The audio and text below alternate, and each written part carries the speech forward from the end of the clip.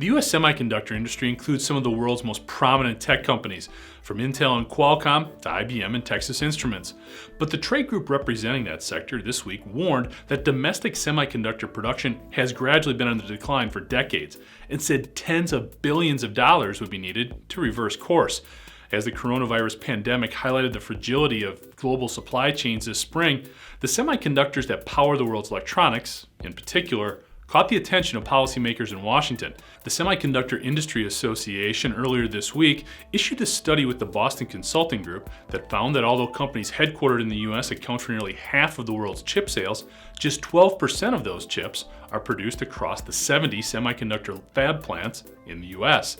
The group attributed the trend to generous subsidies offered by overseas governments, which makes semiconductor fabrication facilities roughly 30% more expensive in the US than in Singapore, South Korea, or Taiwan, and up to 50% more expensive than in China. The SIA, however, said $50 billion in federal manufacturing grants and tax relief for the industry over the next decade could help build 19 new fabrication plants and make the US the most attractive place to produce chips outside China. The report also found that the money would help the US capture nearly 25% of the new semiconductor capacity expected to come online over that span. Without it, the group projects the US would net just 6%. Government money going to massive tech companies raises some obvious political concerns, particularly in the midst of a pandemic and worldwide recession.